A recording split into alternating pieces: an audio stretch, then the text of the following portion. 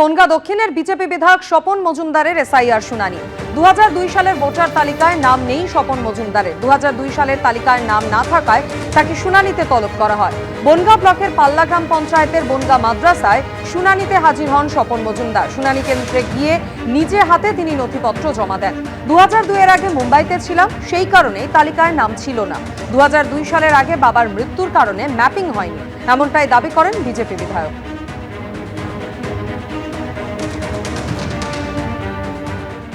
আজকে আমাদের নির্বাচন কমিশনের নির্দেশ অনুযায়ী এসআইআরে যাদের 2002 এর ম্যাপিংয়ে নেই তাদেরকে হিয়ারিংয়ের জন্য ডাকা হয়েছিল। যেহেতু আমার বাবা মারা গিয়েছে 2002 সালের আগে, তার ডেথ সার্টিফিকেট আছে, আমার 99-এর পাসপোর্ট আছে, বার্থ সার্টিফিকেট আছে, এসসি কার্ড আছে, আমার দিদিমার 93-র ভোটার লিস্টের যেহেতু 2002 সালে উনি মারা গিয়েছিলেন, এই জন্য ম্যাপিংয়ে আনতে পারিনি।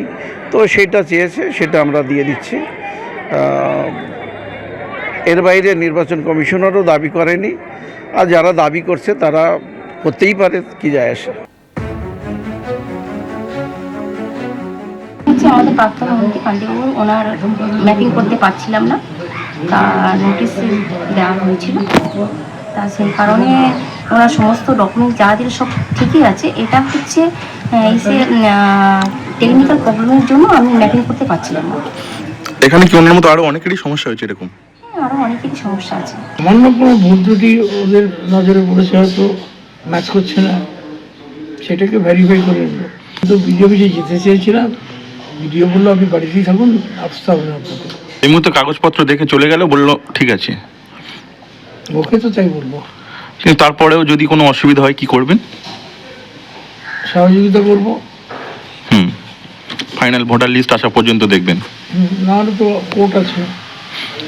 তো আপনার মতো এখানে আরো অনেকেরই মানে সমস্যা হচ্ছে, যেটা বললো বিএলও শোনা। তো কি মনে হচ্ছে এসআইআর প্রক্রিয়ার কোথাও কোনো কি অসুবিধা রয়েছে?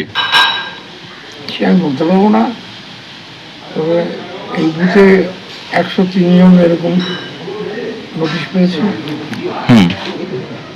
সংখ্যায় বেশি।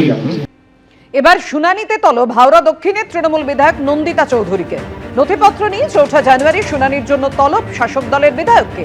কি কারণে শুনানিতে তলব বুঝতে পারছি না, প্রতিক্রিয়া নন্দিতা চৌধুরী। হাওড়ার প্রাক্তন বিধায়ক ও সাংসদ প্রয়াত অম্বিকা বন্দ্যোপাধ্যায়ের মেয়ে নন্দিতা চৌধুরী। 2021 সাল থেকে নন্দিতা চৌধুরী দক্ষিণ হাওড়ার বিধায়ক। 2002 সালে ভোট দিয়েছিলাম, ম্যাপিংয়ে কিছু তথ্যের জন্য হয়তো ডাকা হয়েছে। সব তথ্য নিয়েই শুনানি কেন্দ্রে হাজিরা দেব, জানিয়েছেন বিধায়ক নন্দিতা চৌধুরী।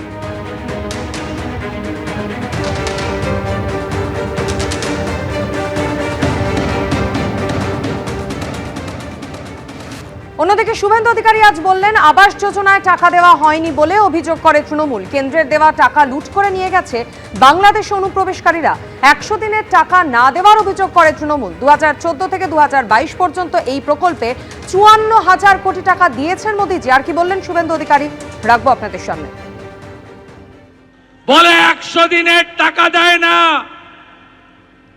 4 থেকে 14 কেন্দ্রের ইউপিএ 1 ইউপিএ 2 সরকার মনরেগাতে টাকা দিয়েছে 14,000 কোটি। 14 থেকে 22 নরেন্দ্র মোদীজি মনরেগাতে 100 দিনের কাজ টাকা দিয়েছে 54,000 কোটি। কোথায় গেল টাকা? 1,25,00,000 ভুয়া জব কার্ড বিহারের লোক এখান থেকে টাকা তুলে নিয়ে চলে গেছে।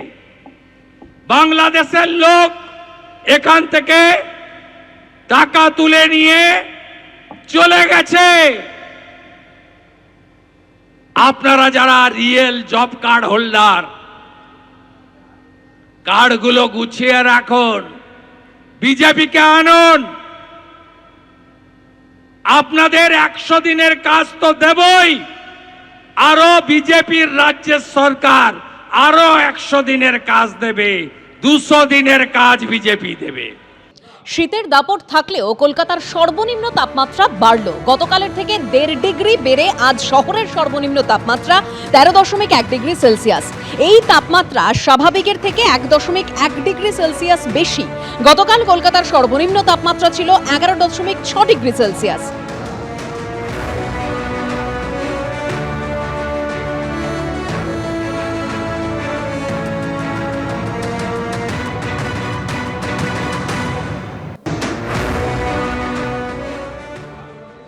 জম্মু কাশ্মীরের ছবি এবার আপনাদের সামনে রাখবো, কারণ শীতে কাঁপছে জম্মু কাশ্মীরের বিভিন্ন অংশ। বরফে ঢাকা পড়েছে পুঞ্চ, তুষারপাত হচ্ছে কাশ্মীরের অন্যান্য জায়গাতেও। দূরে পীরপাঞ্জাল পর্বতশ্রেণীও তুষার শুভ্র। পুঞ্চের ছবি দেখছেন আপনারা।